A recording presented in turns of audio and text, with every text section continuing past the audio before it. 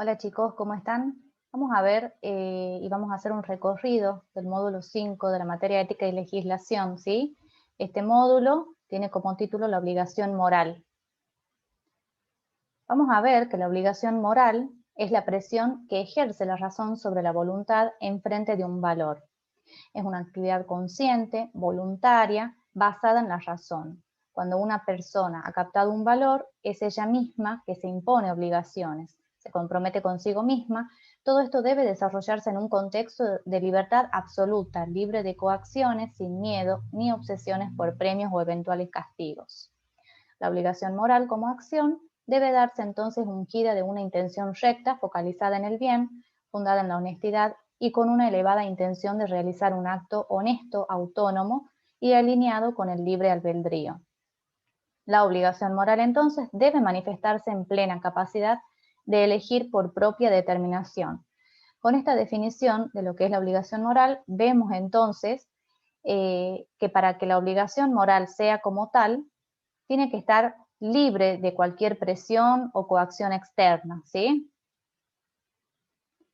Una obligación moral básica, por ejemplo, es cuidar al prójimo, y entre estas obligaciones se generan innumerables debates vinculados, por ejemplo, a las diásporas venezolanas que se afianzan en nuestro país desde hace un par de años, y la obligación moral de darle una mano, de asistir a nuestros hermanos sudamericanos que se ven obligados de abandonar su lugar de origen en pos de una vida digna y con condiciones humanitarias que les fueron arrebatadas.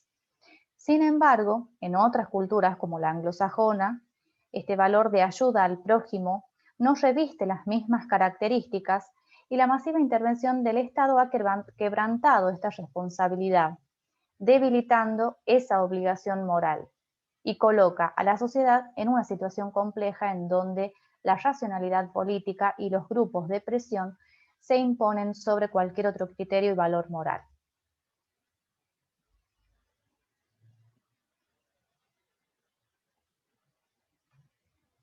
La obligación moral, ¿cómo podemos verla en el ámbito laboral? Cumpliendo los horarios, ser solidarios, ser respetuosos en el trabajo, en el equipo de trabajo, por ejemplo, ¿sí? Traten ustedes de repensar cómo ven la obligación moral en su vida diaria, en sus ambientes de trabajo. Vamos a ver que las propiedades del acto moral son las siguientes. Esto está bastante resumido, en el material está mucho más amplio, ¿sí? La idea es que ustedes puedan leerlo bien al material, comprenderlo, tratar de pensar ejemplos diferentes a los que se encuentran allí para poder desarrollar lo que es el trabajo práctico, ¿sí? El primer acto, entonces, la primera propiedad del acto moral, decimos que es la responsabilidad en cuanto al manejo financiero de un negocio, a no contraer más deudas a las que se pueda enfrentar, ¿sí? Esos son ejemplos. El mérito, por ejemplo, de completar una carrera, de conseguir un título, la sanción. Podemos hacer alusión al caso del aborto, podemos hacer alusión a la sanción como algo positivo o negativo, como premio o como castigo, ¿sí? No solo pensar la sanción como un castigo, puede ser una sanción de haber estudiado y de haber aprobado un examen, por ejemplo, ¿sí? El progreso moral, este puede verse bastante claro en la lucha por la igualdad de género, es un gran progreso en nuestra sociedad y a pesar de no haber logrado la meta, significa que como sociedad estamos dando pasos hacia esa igualdad, ¿sí? Por otro lado, vamos a tener entonces también en lo que es el material el desarrollo de las teorías deontológicas y teleológicas, ¿sí? Eh, Vamos a tratar de identificar las características de cada una de estas teorías. ¿M? Tenemos en las teorías deontológicas, las consecuencias de una acción van a estar determinadas por una primacía del concepto de deber. Según estas teorías, una promesa se debe cumplir por la misma naturaleza de la misma, que al hacerla se transformó en obligación moral a nivel conciencia. Estas teorías sostienen que debido a cada situación no pueden establecerse normas generales, por lo que es necesario decidir a convicción y conciencia en cada caso particular. Cuando uno hace algo, por deber, lo hace porque lo siente y no por sus consecuencias. Esto va a plantear la teoría deontológica. Veamos ahora la teoría teleológica. Estas teorías, también llamadas teorías consecuenciales, debido a que la bondad o la maldad de una acción dependerá de sus consecuencias, ¿sí? De acuerdo a la maldad o a la bondad. El egoísmo y el utilitarismo son las principales expresiones de esta teoría. El egoísmo ético podría identificarse con el fin justifica los medios, solo importa la satisfacción del ego. El utilitarismo consiste en hacer aquello que beneficie al mayor número de personas cuando uno hace algo pensando en sus consecuencias, ¿sí? Lo contrario, la teoría deontológica, entonces los actos de uno van a estar regidos porque uno los siente, porque están a nivel de la conciencia, de la obligación moral, y la teoría teleológica, en donde lo que uno hace va a estar basado por las consecuencias de eso, ¿sí? Por otra parte, planteamos las diferencias y semejanzas de las normas morales y las normas jurídicas, ¿sí? Como semejanzas tenemos la prescriptividad, esto de ser prescriptiva, de dar, por decirlo, un listado de normas y deberes que cumplir. Orientan actos libres, responsables e imputables, multitud de contenidos comunes. La moral se va a plantear como una obligatoriedad interna, como una instancia última, y universalidad se va a considerar que obliga a todo ser humano en tanto humano. Por otro lado, el derecho, esa obligatoriedad no va a ser interna, va a ser externa, bajo una coacción física. No es una instancia última para orientar la acción, y la universalidad va a ser parcial, obliga a todo ciudadano en tanto sometido al ordenamiento jurídico del Estado en el que vive. Continuamos avanzando y vamos a ver los rasgos esenciales de la obligatoriedad moral. Decimos entonces que es más que una presión externa. Es muy común hablar de obligación cuando uno siente una presión externa que de algún modo está coaccionado para que el sujeto actúe en determinado sentido. Decimos, por ejemplo, que fulano estudia medicina obligado por sus padres. La obligación moral es mucho más que esta presión externa, ¿sí? Está relacionado a lo anterior que decíamos, es algo interno. No es un mero mecanismo de recompensas.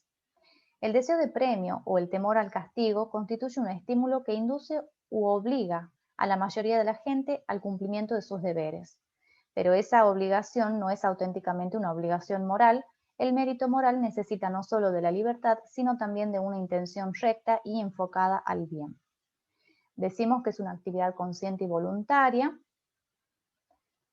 La obligación moral tampoco es una acción del superyo en el sentido que desde lo inconsciente se impulsa al cumplimiento de normas inflexibles.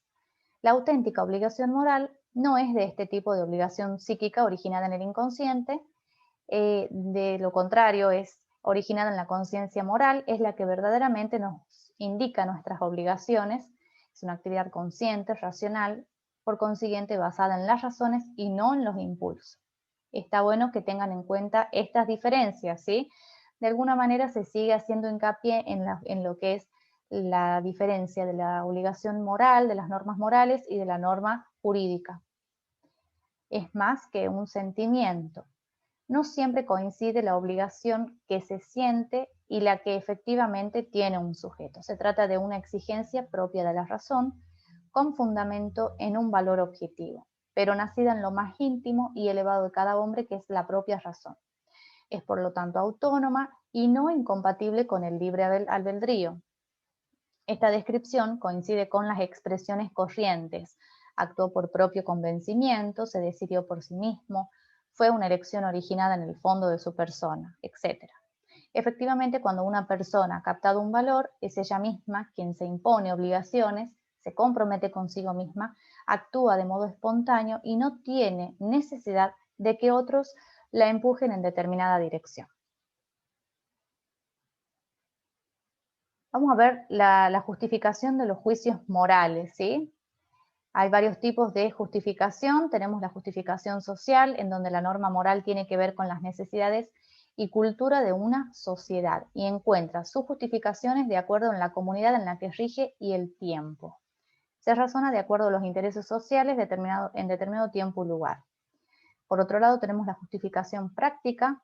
Toda norma requiere de determinadas condiciones para su realización dentro del contexto social en que está destinada a servir y es lo que hace justificable. Por ejemplo, el no reconocimiento legal de un hijo que excede de un matrimonio chino debido a la densidad de la población, lo que justifica moralmente esta norma en dicha población, ¿sí? Tenemos la justificación lógica, donde las normas no se dan aisladas, sino que van a ser el resultado de un razonamiento lógico, que a su vez es la razón de ser de la función social para la que fue creada, como una manera de garantizar que no se den normas injustas. Este código moral o de buenas costumbres se justifica de acuerdo a la comunidad en la que rige.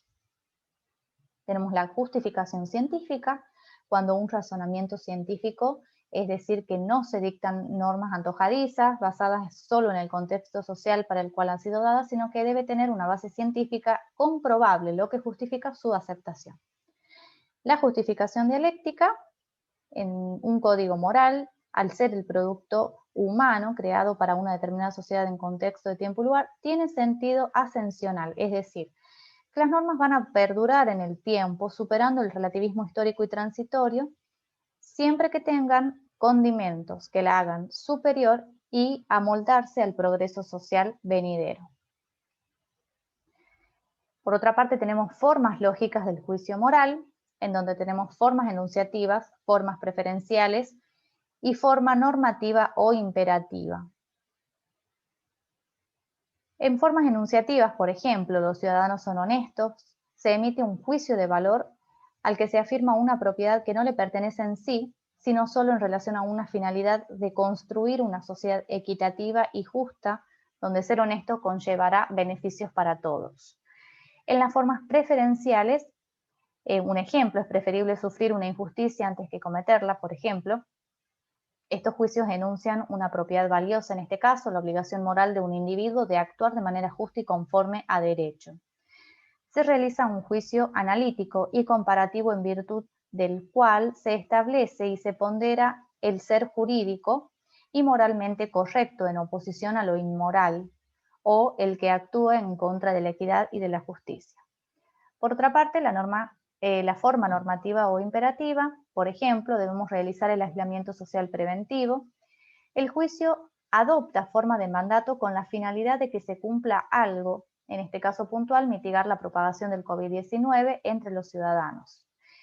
En el enunciado se considera que lo que debe ser realizado es algo que se tiene por valioso y en el caso particular es algo vital como la salud y la vida de las personas integrantes de una comunidad. De esta manera, podemos ver entonces las tres formas lógicas, ¿sí?, del juicio moral con los ejemplos. Traten siempre de pensarlos en el contexto actual a los ejemplos, ¿sí? Por último, hacemos un pequeño recorrido por el relativismo cultural, también un concepto que seguramente lo estudiaron en el secundario y bueno, en realidad es parte de la vida, ¿no? El poder conocer sobre este relativismo cultural, en donde cuando tratamos de definirlo decimos que es una corriente filosófica que considera toda cultura como válida y rica en sí misma. Está buenísimo poder pensar el relativismo cultural en esta época en la que vivimos, ¿sí? Es por esto que se niega cualquier juicio moral o ético sobre distintos parámetros que definen a cada cultura.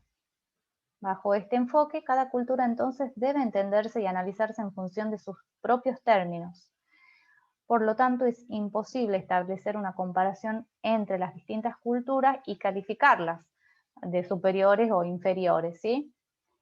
Algunos ejemplos pueden ser la poligamia en algunos países orientales, en algunas tribus, la desnudez también. Y bueno, los dejo para que piensen en otros ejemplos, ¿sí? De esta manera vamos a ir finalizando lo que es el módulo 5 de esta materia. Cualquier duda que tengan, pueden mandarme mensajitos por la plataforma, ¿sí?